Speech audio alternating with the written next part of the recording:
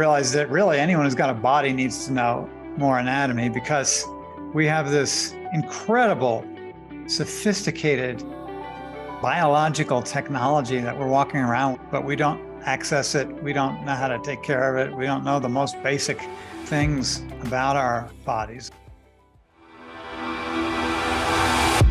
I'm Heather Grzych, and this is the Wisdom of the Body podcast. This podcast explores the idea of body intelligence as the real key to learning the knowledge of life, or what we call Ayurveda in the ancient language of Sanskrit. We do that by connecting with today's creative leaders and experts who will help you listen to your body, trust your gut, and live in deeper harmony with nature. Come join me as we unlock the golden door to clear, direct perception and become very deep listeners. You can find the Wisdom of the Body podcast on Apple, Spotify, and Stitcher. You can also follow us by joining my email at heathergrzych.com or on Instagram at heathergrzych. I know you're going to love this podcast, so take a second right now to subscribe. Today I'm here with Gil Hedley. Gil Hedley has been teaching integral anatomy in the dissection lab, lecture circuit, and online since 1994. He's the author of several books, has taught thousands in the fields of bodywork, movement, and fitness. His subscription site, gilhedley.com, offers hundreds of hours of approved continuing education for massage therapists, yogis, Pilates teachers, and more. And I heard about you through a yoga teacher friend of mine years ago, and I'm really excited to meet you and get into this with you today. Thanks for being here. I'm pleased to be here with you, Heather. Thanks for inviting me. Excellent. You've got all the great podcast formalities down here. So I know we're going to do a weirdly large amount of podcasts because I don't have to prepare for them. And anything that I don't have to prepare for, I'll say yes to. Totally. I know. I actually like being on podcasts more than I like hosting. No, I like hosting my podcast. I'm not saying I don't like hosting my podcast. I'm just saying I like being on podcasts more. So this yoga teacher friend of mine, I think he did a week-long intensive workshop with you years ago. It was like over 4 years ago, because it was when I was still teaching yoga. And he did this week-long intensive with you. And I happened to see him right when he got back in town. And I was getting ready to teach a class, and he was the studio owner. He was bopping in for a minute. And I swore he looked like he had just gotten out of like some mystical religious experience. I mean, he was so moved by his experience with you. And so it really etched your name in my mind back then. I knew I needed to chat with you at some point. And so I'm really happy that we're here today. And maybe I'll even get to take a class with you at some point. But just to clarify for the audience, can you start with a brief explanation of what exactly you do? Because I don't know that like your bio really captures it. Well, a long time ago, I was a rolfer doing body work and feeling very inadequate to the task in terms of my anatomical knowledge. So I started going into the gross anatomy laboratory that was available to me because I am Dr. Gil Hedley. And so I could, not a medical doctor, but it doesn't matter. I could say, I'm Dr. Hedley and I'd like a laboratory and a body, please. And they're like, okay. So it was a little more complicated than that, but not much. And so I started dissecting and inviting people in to dissect with me and developing a teaching method of dissection that was based on my ignorance, fortunately, because if I did it exactly the way med school did it, I wouldn't have learned the same things that I did. So I ended up developing a dissection method that I would say is coherent with the kind of whole person, whole body philosophies of the field that I was in and the field of many others.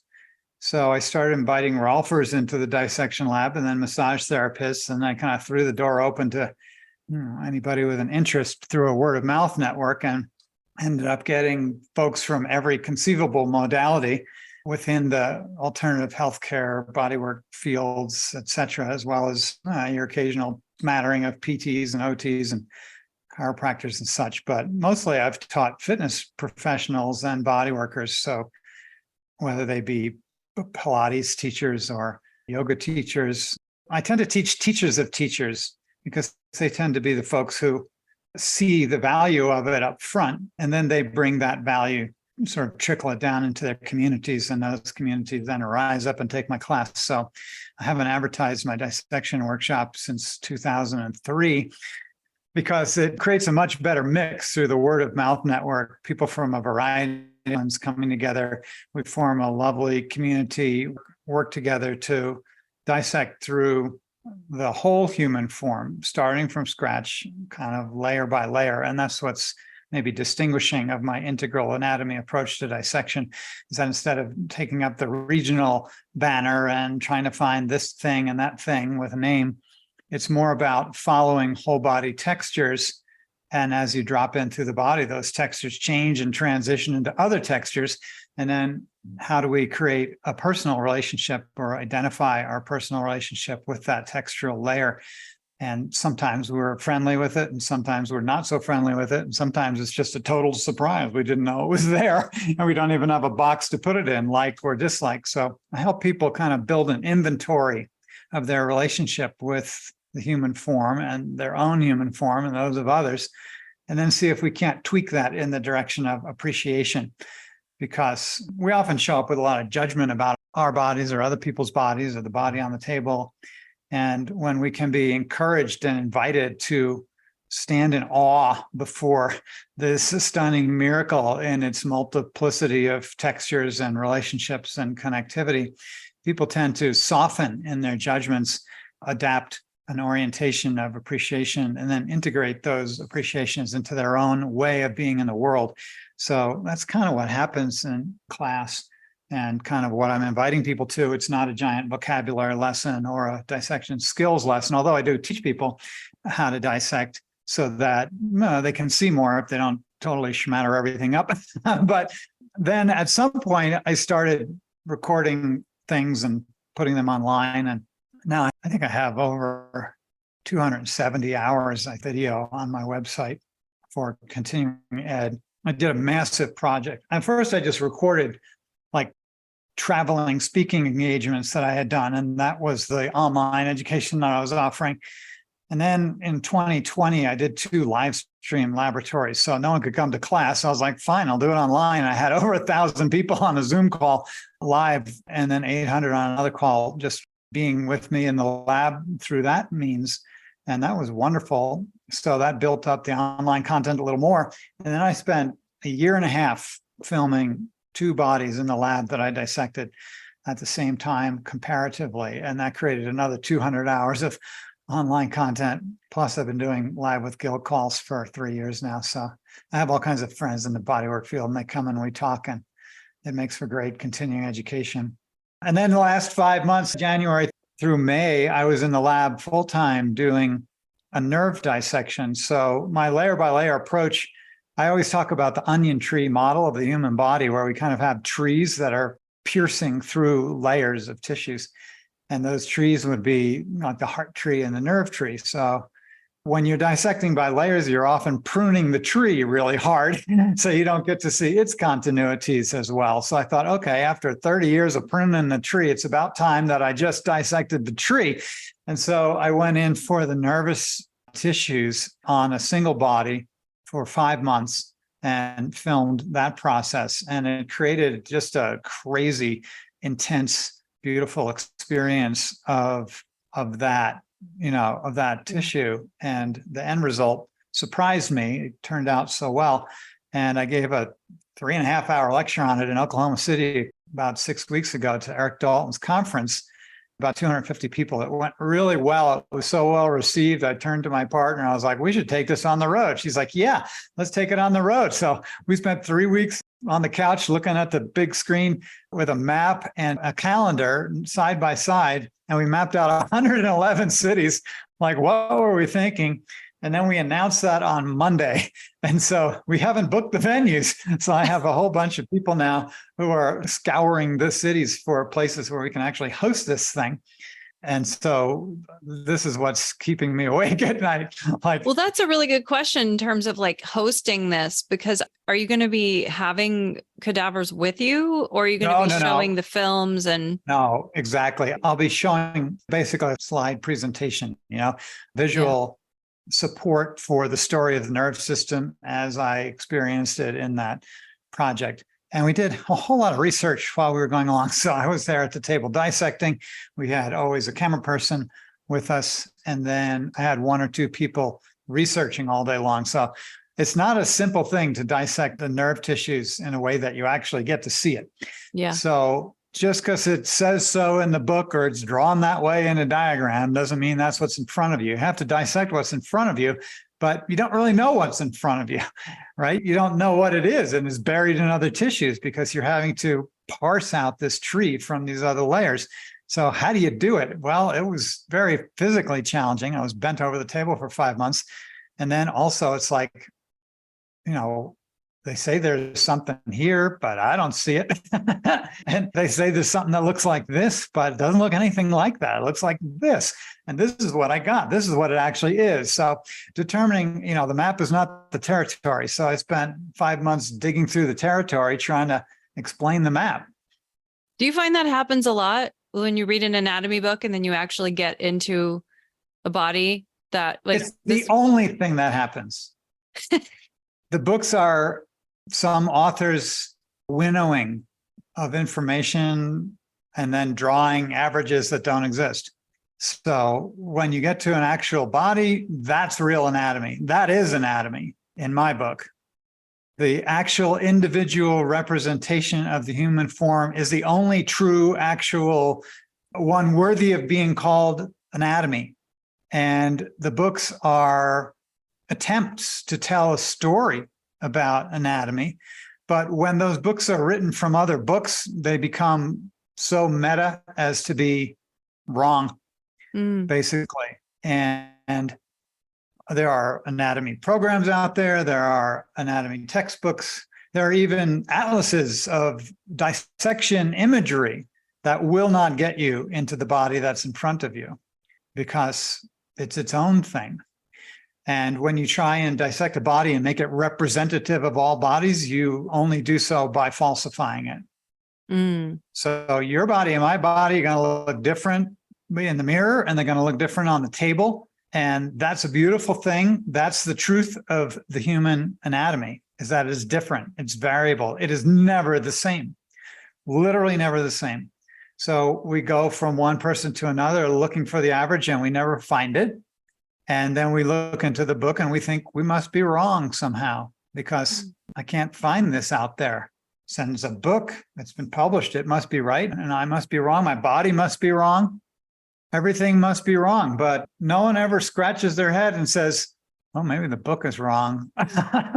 Maybe the book can only be wrong because of its initial premise that it can represent that which is infinitely variable in a single representation. Wow.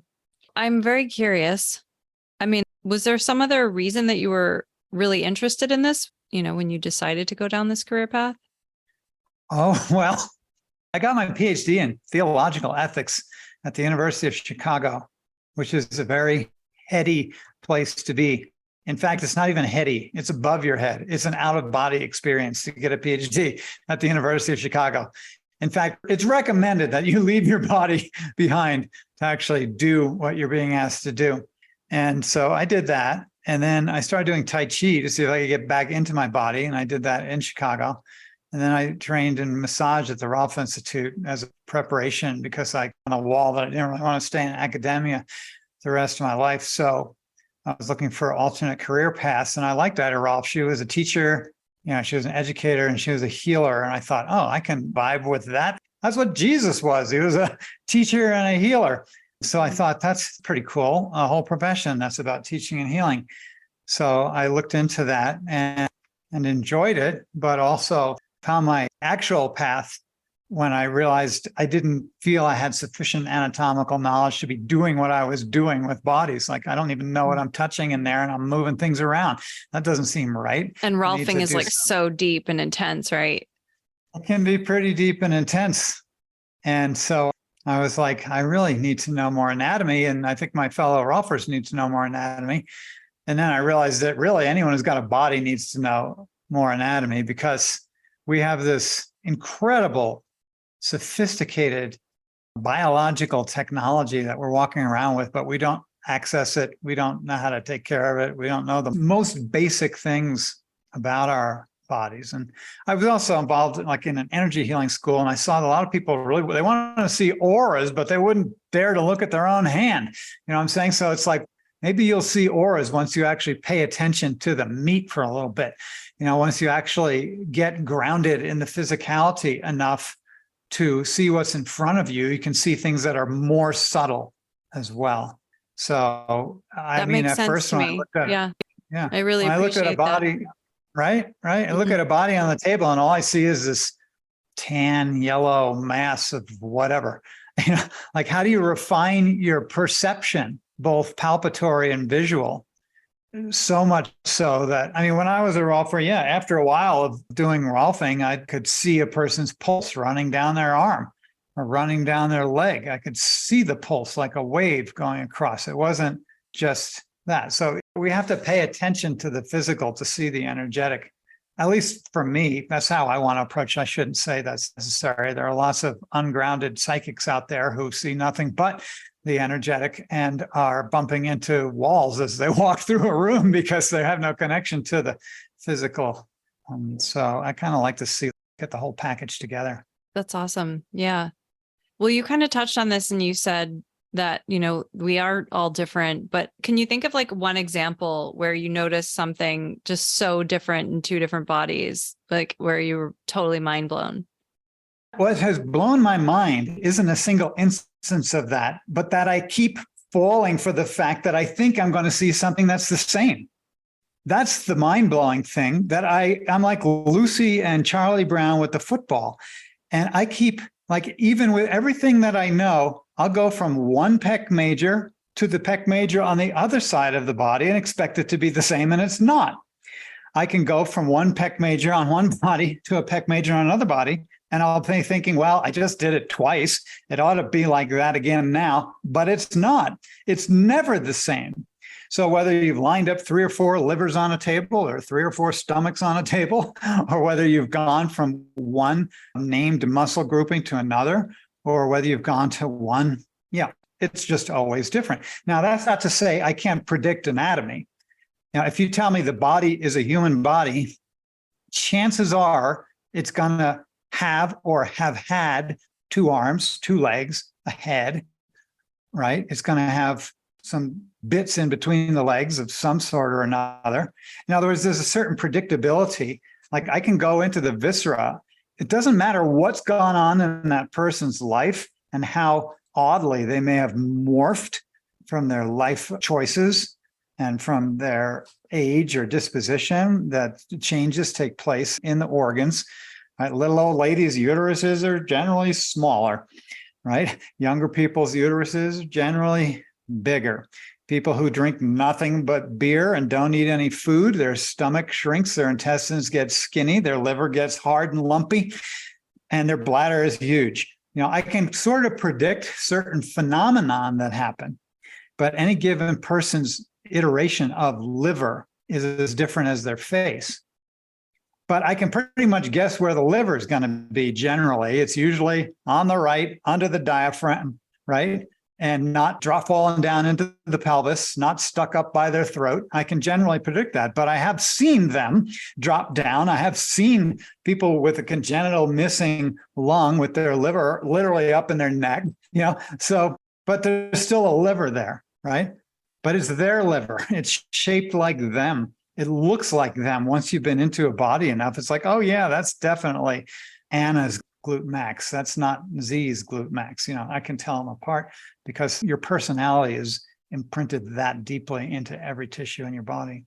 This is going to be, I don't know, maybe kind of a hard question to answer, maybe not.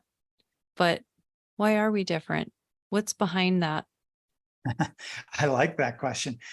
We're so different than deer and rabbits, right? Like, bunny goes running by, and the next day a bunny goes running by, you're like, was that the same bunny or a different bunny? And the bunny program is not a very elaborate program. Nibble grass, shit it out, run when you're scared, make more bunnies. It's not super complicated of a program. All the programs that the bunnies are running all add up to so many, right? But we run so many more programs, and we do live on programs. I mean, someone like Gurdjieff was like, "You're automatons. I'm sorry." Tesla said the same thing. You're just running programs, folks. Now, at the same time, we have the capacity to transcend our programs because we're so plastic. So we can have a bunch of programs running that say, I live in Florida and I work at such and such a place and I do such and such a thing. And you pick that person up and put them somewhere else, put them in Montana, put them in somewhere cold and different. And it's going to break up those programs and probably install a bunch of new programs if they're like most people.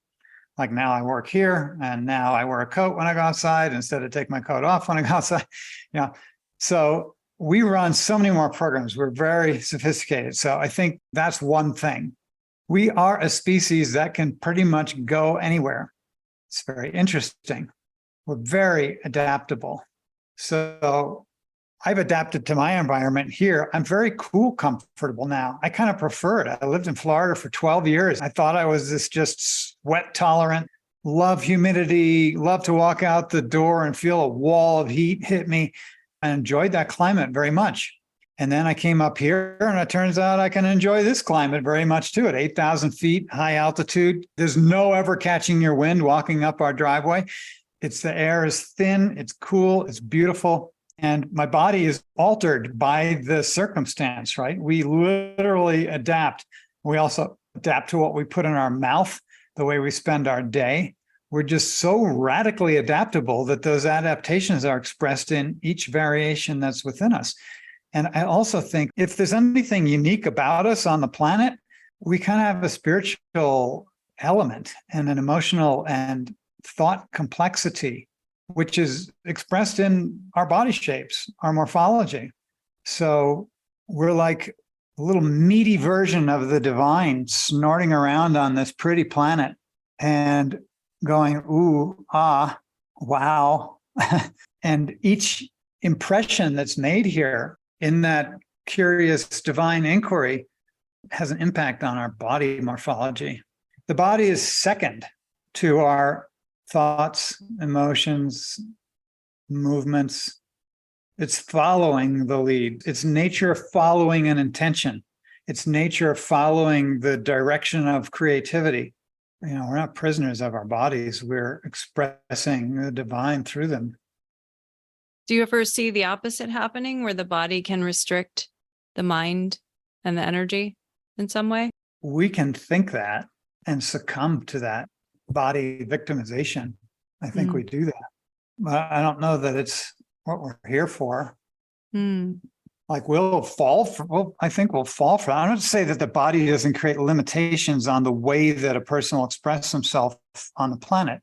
I just don't necessarily think we're victims of that in the sense that, I don't believe, I see us as eternal beings, right? And this walkabout in this present form is very temporary. And you start to feel how temporary it is when it's your 60th birthday coming up. And it's like, oh, yeah, this is a quick ride. I got to get busy because this ride doesn't last forever, So I should go to 111 cities and talk about the nervous system. Like people have their midlife crises, like, oh, my gosh, I don't think I belong with this person for the rest of my life or blah, blah, blah, blah, blah. I went through that. But then you get this other, like another little crisis comes along 20 years after that, where it's like, oh, shit, I'm going to die. Like it's bound to happen. It's absolute destiny. I'm not a kid who pretended it can't happen. Now it's like, I'm starting to be that generation, so time to get busy. I have a friend who just got tattooed on her arm. Are you familiar with memento mori, the Latin phrase? Yes. So she just got that, for that reason to remember that. But I suppose if you wanted to join the transhumanist agenda, that maybe some of what you're feeling would have new opportunities and that you wouldn't. I think I will hard pass. I'm kind of a Luddite, despite the fact we're sitting here in front of a computer with all kinds of tech, and that my whole career is tech-based now. I'm very much a Luddite, like I want to grind my grain. Actually, speaking of tattoos, someone in my family is a cardiologist, and we were talking about tattoos, and he said he's seen tattoo ink below the skin when he's like working on someone's heart. Oh, yeah. And he was like, tattoo ink doesn't actually just stay on your skin. So I was wondering, what kind of tattoo things have you seen in bodies? Well, let's start with my daughter, who's a tattoo artist and who is Perfect. tatted up more than I would say 99% of the population. She's very tatted. I encourage her to be a tattoo artist. She's a wonderful artist, and she expresses herself in a way that can actually make a living as an artist, which is quite amazing. And I've had many, many cadavers on the table, donor gifts that were tatted up. And I have traced that ink into their lymph nodes. You have blue and green lymph nodes and red lymph nodes. The tattoo ink definitely migrates because basically tattoo is held in place by lymphocytes. So, you put that ink in your body and it's just like any other object you might put in your body. So if you put a pacemaker in your body will wall it off, and it can do so with connective tissue matrix that it surrounds a pacemaker with and creates an encapsulation. But when you have a more of a micro intrusion of a foreign object in your body in the form of tattoo ink, then your lymphocytes will crowd into that place and swallow the ink, basically. So it hasn't quite gotten it out of your body. It hasn't quite walled it off with connective tissue. Instead, cells eat it. And there they are, sitting there like, wow, and then they die, and other ones come along and eat that. And then they die, and other ones come along. And there's this ongoing cycle, although they never manage to eat it all. And so some of it fades, right? It fades, but where does it go? Well, it can end up following the lymph pathways to the nodes, and then you have tattooed lymph nodes. So in the A to Z project that I did, that 17-month-long project that I mentioned with the two bodies, Z, the one donor form, was very tatted up, and he was a big hockey fan, and he had a giant shark's tattoo on his head. And so like all through his neck here, he had blue and green tattoo ink, and it was, it's just interesting. Wow. I would imagine, and I don't know, because, well, you've probably worked on a lot of bodies, but probably not so many that people would think of because you're spending a lot of time with one, it sounds like. What about things like breast implants, other objects that people are getting in their bodies? What do you notice happens to bodies when we have other objects like that? What happens with breast implants, for instance, is very predictable. Whatever layer they've slipped that silicone balloon into in its little plastic or rubberized capsule, the body immediately goes to work to wall that off because that's a foreign object. The immune system approaches it, says this doesn't belong here, tries to eat it, can't.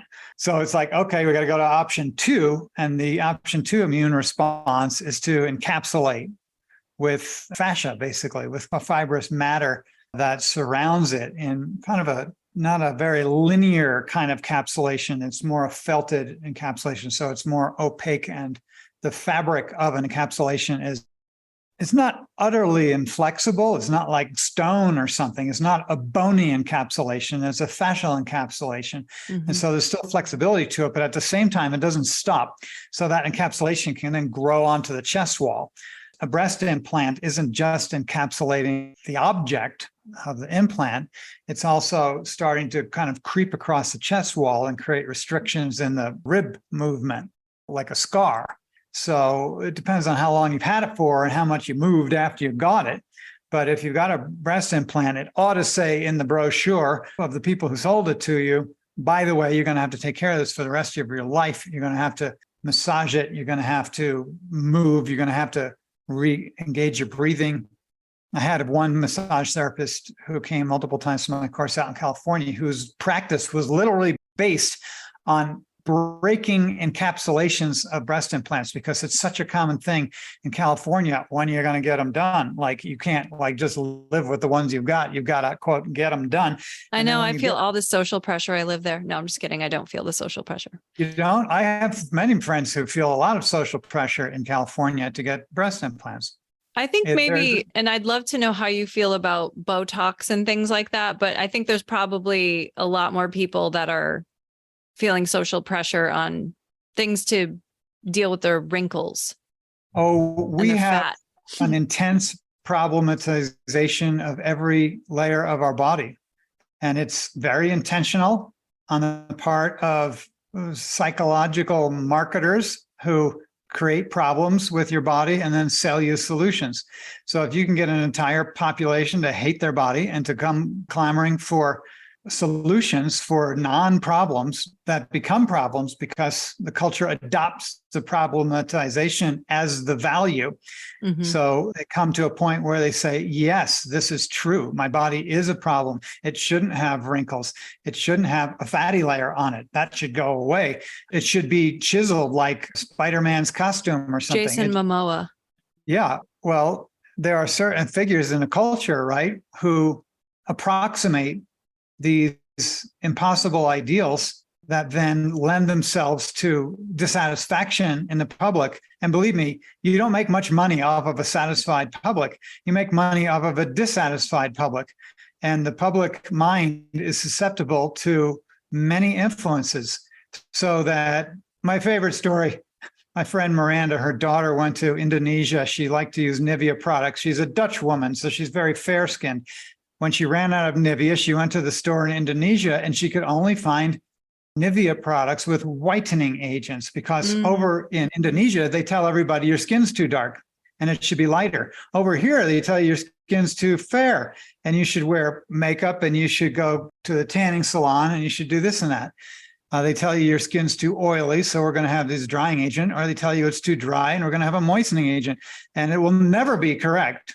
And you'll have an entire countertop in your bathroom covered in product that's attempting to make you seem like you're supposed to be according to the companies who sell you those products. It doesn't stop there because our fatty layer is utterly unacceptable. And if you go to the supermarket, you're going to be told that no fat and low fat is good and fat is bad. And at the same time, they're going to hide the fat and sell you cookies because you don't feel satisfied by the no fat, low fat products. We are a species that needs to eat fat. And there's nothing wrong with eating fat. Fat's good for you. It satisfies your appetite. The non-fat foods leave you hungry for more, which is exactly what they want. Come and eat more of this stuff, and then your body will be dissatisfied and then pile on any form of calorie into fat. So, because you won't give it to it, so you'll make it yourself. It's just so twisted. I mean, we can go to the muscle layer and try and look at yourself in the mirror and then look at the magazine on the shelf. And the dudes are ripped and chiseled and the gals are ripped and chiseled. Everybody is ripped and chiseled. Is that what humans are supposed to look like? Humans can look like that, but we've been sold that we should like that. And that sells a lot of gym memberships and sells a lot of other things. Do these exercises so you can look like this, regardless of your body type, regardless of your personal heritage, genetically. This is what you should look like. So we problematize each texture and then we sell solutions and we all buy it. And my recommendation is don't buy it, because your instantiation of the human body is just fine. It's unique, it's beautiful, it's one of a kind. And trying to make it look like something else is buying into a problematization of your being that you don't deserve to suffer. Yeah. And it's tricky, I think, sometimes to find the boundary between something that's helping function and something that's helping just your psychological disposition in that moment. Speaking of function, I was curious about plaques specifically because it's a big thing that we talk about in Ayurveda. Have you studied any Ayurveda before? I didn't know if you were familiar with any of the lingo. Okay. So like in Ayurveda, there's this term called ama. I was a zero for those who are listening. Yes. I'm getting a big fat zero from Gil. Yeah. So the Sanskrit term is ama. And so it's essentially means like your food that came into you, and food in Ayurveda is not just what came into your mouth, it's all the sensory food as well, but it's anything that came into you that didn't get completely processed. So it's improperly processed, maybe from like a chemical and structural perspective. Mm-hmm. And it also didn't get excreted. And so it's in your body. And so plaques is one example of this that we talk about. And that's why we do all these like cleansing procedures and stuff like that on live bodies. So I was curious, with plaques or something that would sound sort of like that, like a clogging agent that has no function in a body, but also wasn't excreted. What have you seen with that in bodies? Well, the body is very smart, and it has a way of cobbling together itself from whatever you put in it. So I eat an apple, it turns into me. You eat an apple, it turns into you. I eat a donut, it turns into me. You eat a donut, it turns into you. Doesn't seem to matter what we throw in there. The basic thing keeps manifesting, you and me, right? And that having been said, when I hear the word plaque, I don't have so specialized, that's a very specific understanding of plaque. I can't say that I would be able to identify that kind of plaque, as you're mentioning, in the body, but there are hardening of the arteries. There's the crustification of the heart tree that, folks call that plaque, right? A kind of plaque where you have a hardened vasculature. And yet I wouldn't say it's without purpose, though. It's actually homeostasis in action. So if you're going to live a certain way and move a certain way and eat a certain way, your body will respond a certain way to keep you on the planet longer, because if it didn't grow those plaques, you would die, because you'd have holes in your blood vessels and your blood would run out of its pathways and wouldn't make it back to your heart, and your blood pressure would drop and you'd be dead. So even though they're plaques, I wouldn't call them dysfunctional. The person might be dysfunctional in their behaviors, choices, and emotions, but the body's intelligence is actually building that bonification of the vessels to keep you here longer. It's kind of like we have a contract that we signed before we came saying, I'm going to stay for such and such amount of time. And the personality, being what it is, will ignore the contract, blow it off, make choices the opposite of what were written in the contract. And then the body will be like, okay, you could be a doofus, but I'm going to keep you here because you signed the contract. I'm going to build bones instead of arteries. I'm going to do anything I can to keep you here. Wow. So the body will manifest all kinds of weird crap if you have something like cancer, where at that point, you have sort of additional beings starting to take root and have a life because the other one is checking out. So you're like checking out, and the subpopulations of microbes in your body are like, well, screw this, we're going to live forever. And they'll manifest into tumors and fermenting zones of your body that have a life of their own, literally, and that are becoming apart from the whole. That's just another swing at what you're suggesting. Yeah. That's definitely would jive with what we're taught in Ayurveda for sure. Because so every imbalance in Ayurveda is, you've probably heard of doshas. So I've heard of them, but I've never been able to remember them. So they say that like every imbalance is either with or without ama. So it's either like pure degeneration, or it's like degeneration mixed with ama, or it's like pure inflammation, or it's like inflammation mixed with ama. Yeah. Fun. It could be fun for you. But the thing that I love about what you do is, every system you study of education gives you also like a set of dogma that it comes with, right? And I feel like when you go into the work that you're doing, that you're really in it with your beginner's mind and trying to like see really what is here in front of me right now. What is this? That's kind of it's incredibly hard. It's incredibly hard to see what's in front of you, given what we show up with at the table. Like you said, dogmas, ways that it has to be, rules about what it should be. And yet it's not that, but maybe you can't see what it is because the lens is so narrowed by those dogmas and beliefs. No, that can't be. And so what I'm looking at can't be. It must be something else. We do that all the time. We do that with disease processes. We say, well, we cured that, so you can't have that. It must be something else.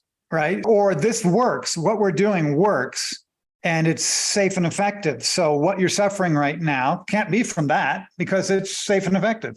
That's our certainty that we approach the situation with. And so if you just, drop dead, it couldn't have been from that, so, and this goes on. And it's like, we could be very small-minded in our attachment to what we think should be. And if you show up at the dissection lab like that, well, be prepared to be humiliated all day long or to defend the impossible. And teachers sometimes, I've had over the years, you get teachers who've been teaching for 30 years and they come into the lab and find out that they were totally blowing smoke up everybody's ass for 30 years and that they didn't really know the thing at all. They just knew what they'd read or what they were taught. And it can be upsetting for them. They're like, damn, like either I got to defend against reality that's smack in front of my face right now, that's hard to defend against. And people do that. Or they'll go like, oh my gosh, what am I going to teach now? And I'm like, something? You don't have to be so sure anymore. It's okay to be a little less sure, a little less certain about what you know, and a little more curious about what's in front of you. Love it. Beautifully said. Okay, so I ask everybody this question. I feel like you've already touched upon it, but I would like to hear your packaged response for this, which is, what does the wisdom of the body mean to you? What does the wisdom of the body mean to me? At a certain level, it's like stand down. Stand down, because you are standing before intelligence that's beyond your comprehension. It exceeds you in its integrity and wholeness. It exceeds you in its connection to all that is. And the you that I'm speaking to is your ego, right? So the ego kind of has to stand down before the wisdom of the body because it's all that there is. It's the microcosm of the truth with a big capital T, of meaning with a capital M. And if you think you're going to tell it what to do or tell it how to be with your petty time and place, personal grievances and selfish intentions, be prepared to be humbled because the body is just so damn smart. Now, I'm not saying we don't have a role to play in interacting with the wisdom of the body.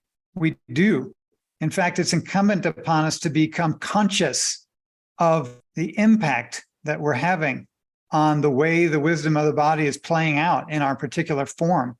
We have to be humble enough to recognize that we're actually impacting this world that is the body with our every thought, our every emotion and intention, because nature responds to that. That's our particular wisdom, right?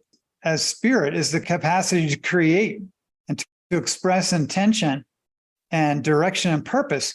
And when we do so, our body just takes up the cause. There's a lot of camaraderie that it offers. Nature will step up to what you want and what you don't want too. It doesn't matter. And so you have to be very conscious.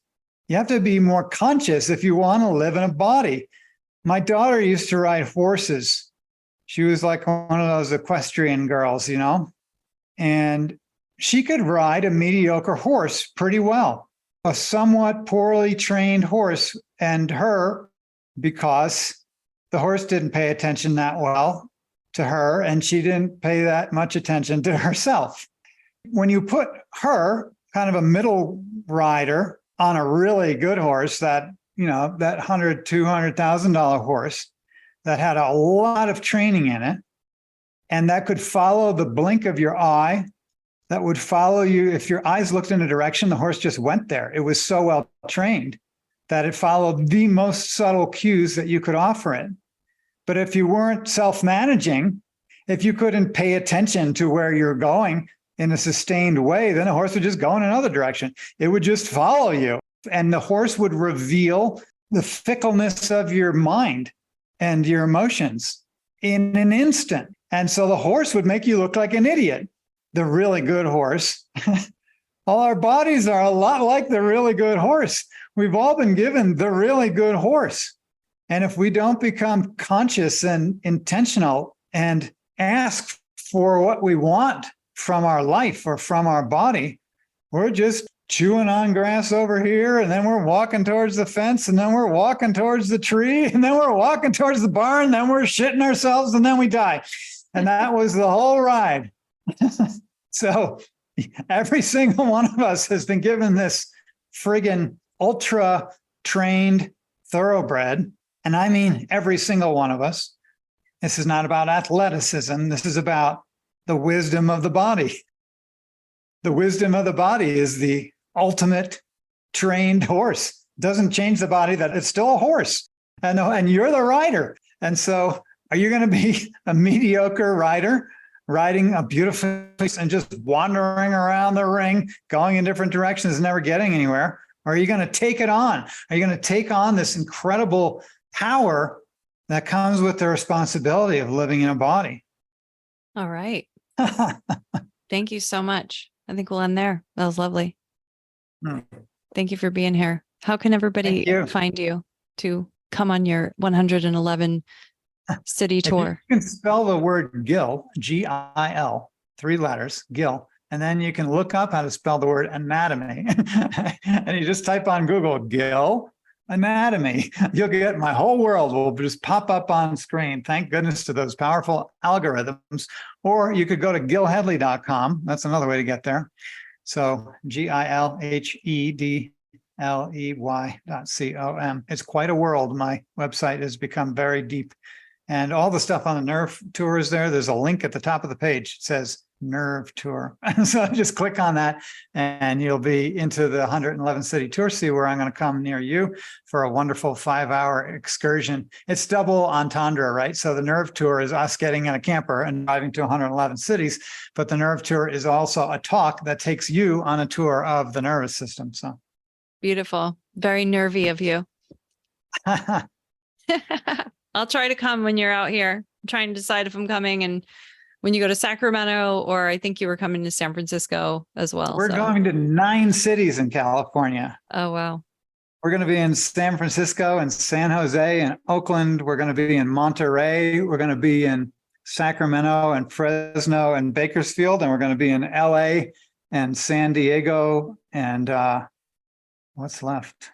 That might have been okay. Well, good luck to you. That's a big deal. Thank you so much for being here.